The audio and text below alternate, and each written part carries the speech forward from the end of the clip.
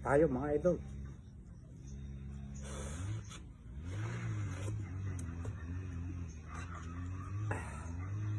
Bagong sandok. Sarap ng may tanim.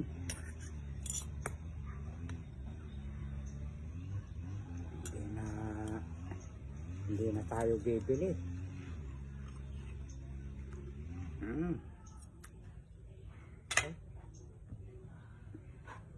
Pita kakisili na.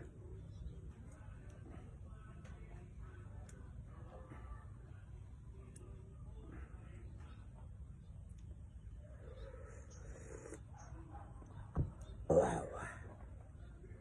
Kain na tayo mga idol.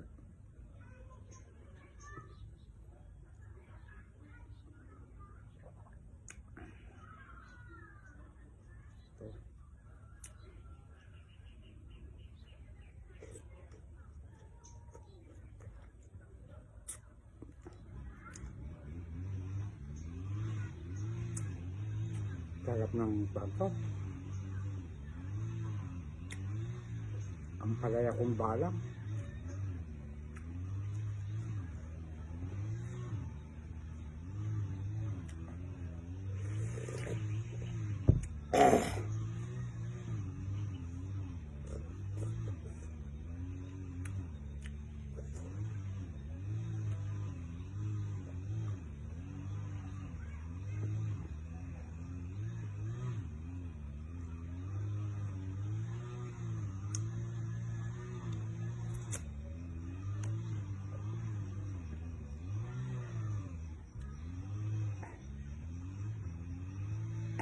Alam niyo mga ito, pabayaan natin yung mga taong nagmumura.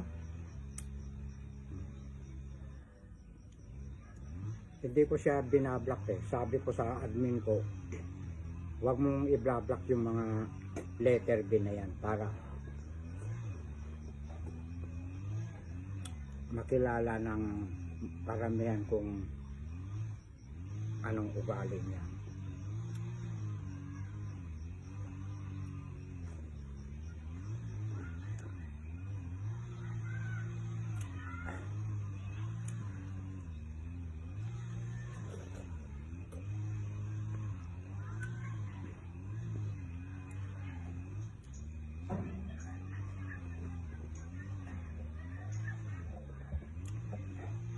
Andyan lang yung kwan ko, okra ko. Andun din yung talong ko, eggplant. Minuto lang, iluluto na. Kaya manamis-namis eh.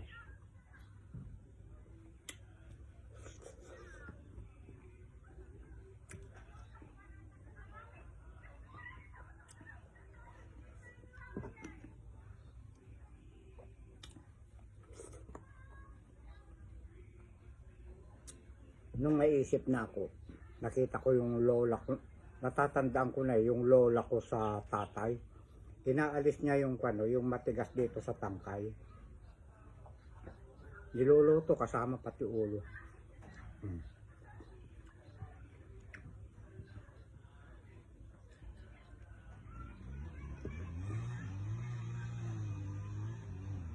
Ang pangalan niya Gloria. Lola Gloria Pabor Fernandez.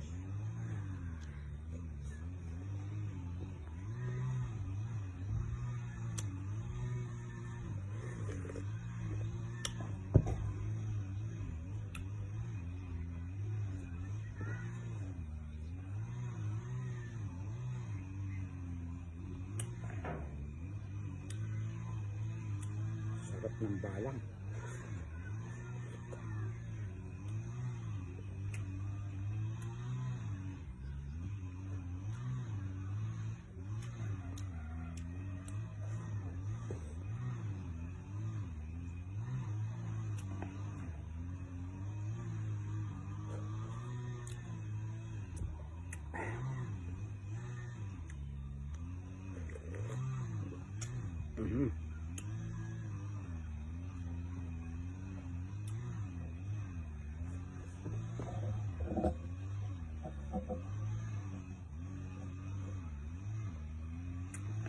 Ito naman yung bida. Tanim ko lahat yan.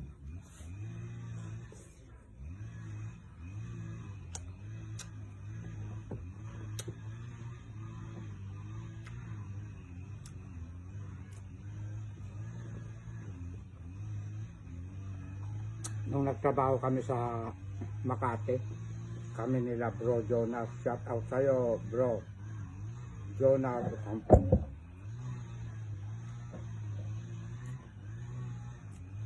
Magtitinola kami ng ano, hanap ako ng malunggay, napakamahal. Pagbuhat kong ganun konti lang naman natira, nalaglag sa ilalim, pinagkukuha ko.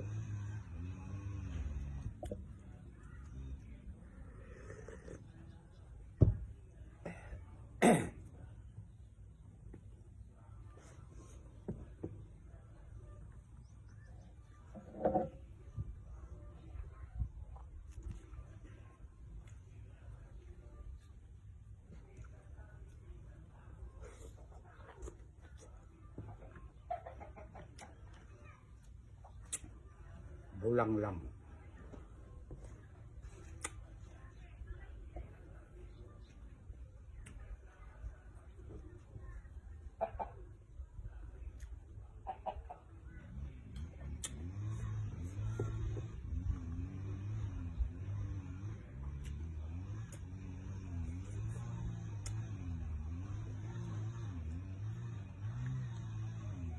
Meron pa isang letter B, ka-apelido ko.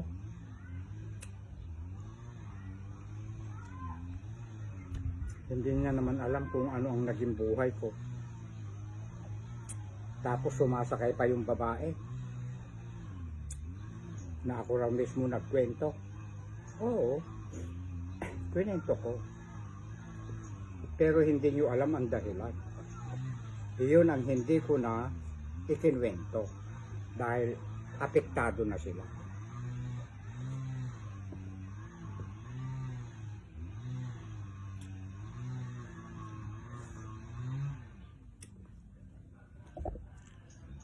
Hindi sila naging matuwid sa akin.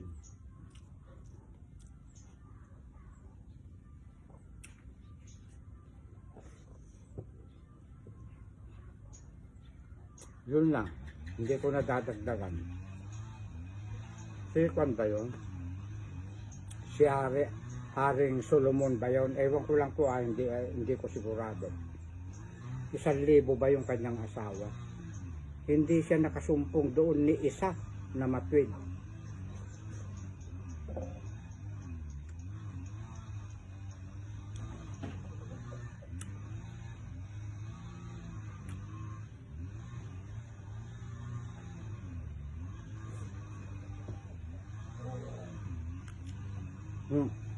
Ang dami yung kinain. Bumaba ka kuya. Huwag kang spoiled naman. Baba! Sinabing baba.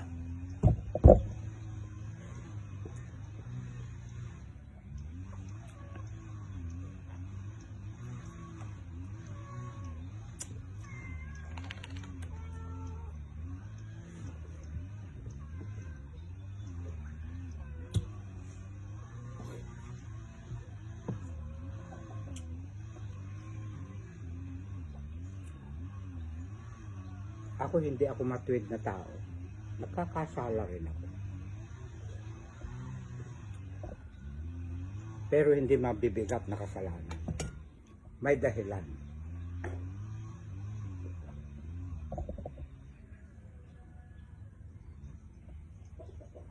Dito nga sa sa balat ng lupa. Dito sa atin. Walang matuwid na tao. Hanapin nyo kung saan banda talata yun.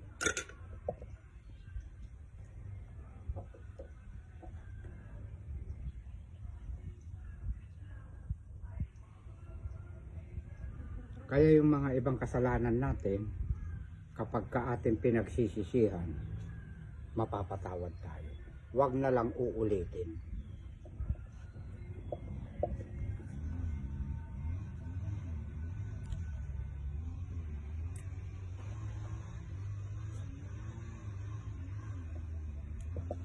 Pero kung alam na natin kasalanan at uulit-ulitin natin, aba, hindi na may hingi yun ng kapatawaran. Choice mo na yun eh.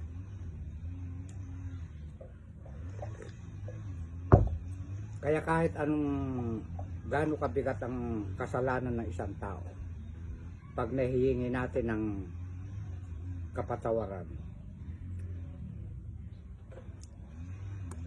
sa taas, pakikinggan nila tayo. Huwag lang natin paulit-ulit na gagawin na alam natin na kasalanan eh, gagawin pa natin.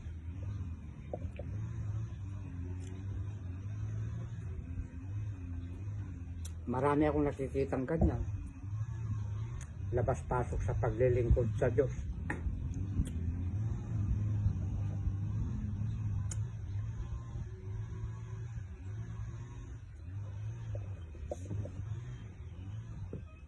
Nagmamaritesan na sila.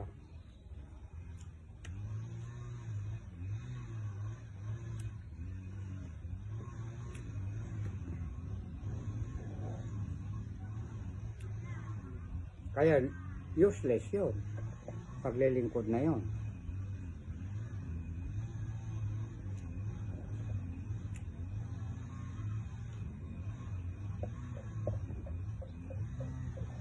Hindi po ba? Sino ang agree doon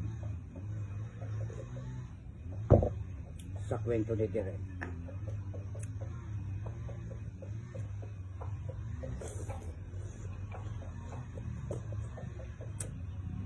Ang sarap ng pala.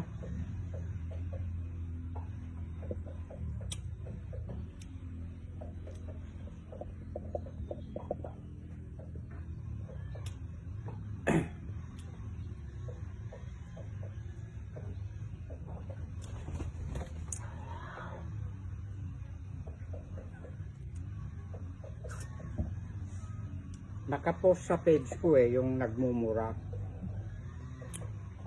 sa Duro Fernandez at saka na-share doon sa Rogelio Duldulao Fernandez.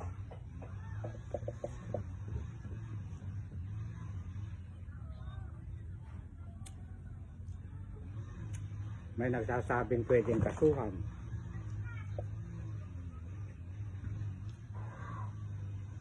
Pabayaan na lang natin. Siyempre, gastos lang din naman eh.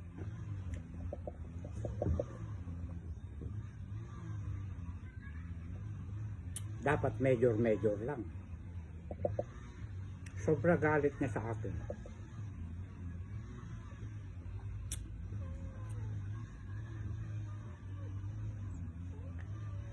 Tiga saan kaya siya? Tiga saan ka, boy? Siyempre, hindi mo sasabihin. I-search nyo nga yung kwan, Rudy Fernandez. Tiga Solano, Nueva Vizcaya. Hindi yung kwan na artista na pumanaw na. Attorney yun, pinsan namin yun.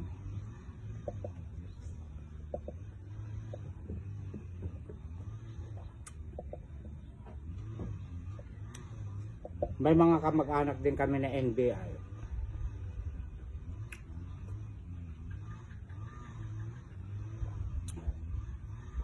Kwan pa yan, kwan pala, madali palang tuntunin.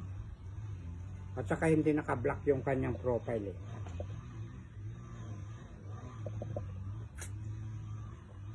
Marami, yung mga comment niya, shut screen ba tawag doon? Nakasave lahat yun.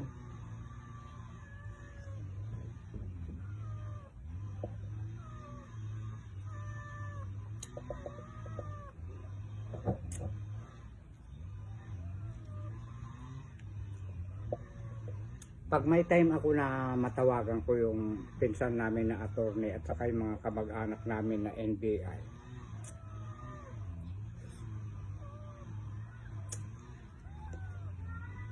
kumanda ka na.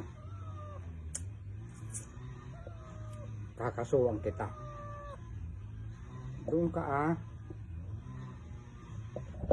Doon ka kuya. Ay. Pag nagsip-sip ako, naririnig nila akyatan.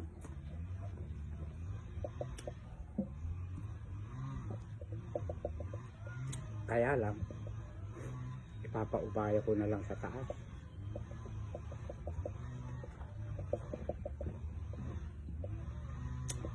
Alam mo boy, pinapanalangin kita na magbago ka.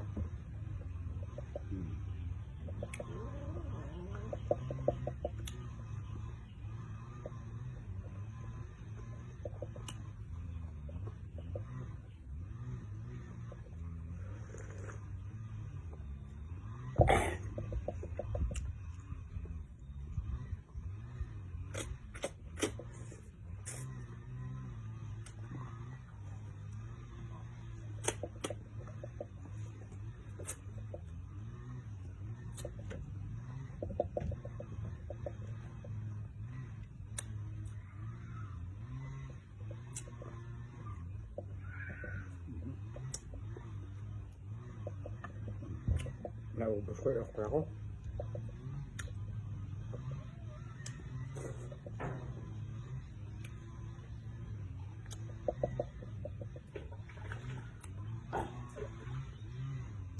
Umabang oras o 16 minutes, mahigit. At maraming salamat sa inyong lahat mga idol.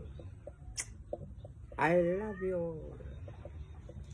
Tikat mo na,